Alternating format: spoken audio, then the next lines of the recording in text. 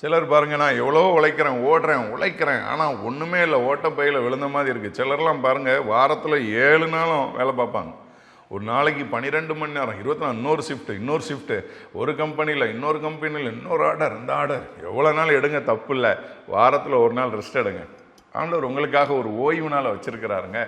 சனிக்கிழமையோ ஞாயிற்றுக்கிழமையோ, ஒருவேளை பழைய ஏற்பாட்டில் சனிக்கிழமை ஓய்வு நாள் ஆரம்பிச்சு, புதிய ஏற்பாட்டில் ஞாயிற்றுக்கிழமை கத்தர் உயிர் தெழுந்த நாள், கத்தரை ஆராதிக்கிறாங்க. சர்ச்சுக்கு போங்க, ஓய்வு எடுங்க. இல்லை, இப்போ நானும் ஆரம்ப நாட்களில் ஓடுவேன். காலையில் பிரசங்கம், மத்தியானம் பிரசங்கம், ஈவினிங் பிரசங்கம், நைட்டு பிரசங்கம், 4 பிரசங்கம். ஆனால் ஒரு டைமில் தான் புரிஞ்சுது, கொஞ்சம் ஓய்வு எடுத்து ஆண்டவர் பாதத்தில் அமர்ந்திருக்கும் போது தான் ஒரு வெற்றியை பார்க்க முடியும்.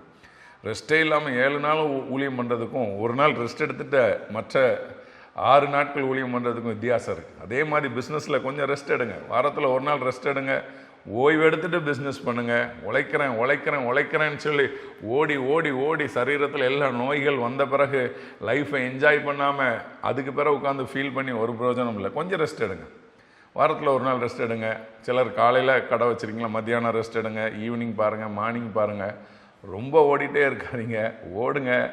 6 நாள் ஓடுங்க, ஒரு நாள் கட்டாயமும் ஓய்வு இருங்க. உங்கள் பிஸ்னஸில் சக்ஸஸ் பார்ப்பீங்க. God bless you.